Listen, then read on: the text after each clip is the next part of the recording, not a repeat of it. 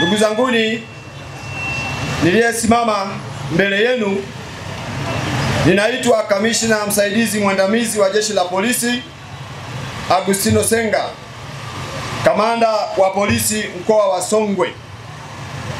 Nashukuru kwa mkoa kwa nafasi hii ulionipatia niweze kutoa salamu na kusema machache kuhusiana na jinsi Jeshi la Polisi Mkoa wa Songwe tukishirikiana na vyombo vingine vya ulinzi na usalama tulivyojipanga kuelekea kipindi hiki tulichonacho kabla, wakati na baada ya uchaguzi huu ambao unafanyika tarehe 29 mwezi wa 10 2025.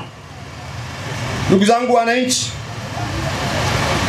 Jeshi la Polisi Mkoa wa Songwe tukishirikiana na vyombo vyote vya ulinzi na usalama, niwahakikishie tumejipanga vizuri, tumejiandaa vizuri kuhakikisha kwamba zoezi hili muhimu la kikatiba, zoezi hili muhimu la uchaguzi mkuu 2025 katika mkoa wetu wa Songwe linakwenda kwa amani na salama.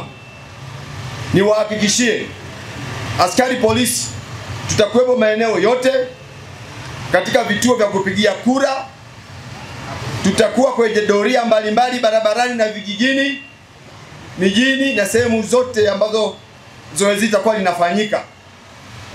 Kwa hiyo niwatoe wasiwasi, msitishwe na mtu yoyote, kwa amani na salama.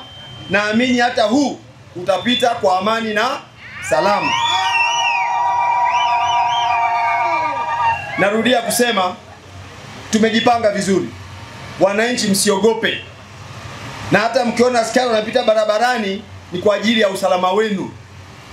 Ni kwa ajili ya usalama wenu ili kwamba mtekeleze takwa hili la kikatiba ambayo ni haki yenu kimsingi. Jitokezeni 29 Oktoba mwaka huu, zimebakia siku chache. Msiogope. Usimwache mtu nyumbani, jirani yako, ndugu yako, wote watoke. Sisi tuko mitaani kuhakikisha kwamba mnafanya zoezi hili kwa amani na salama.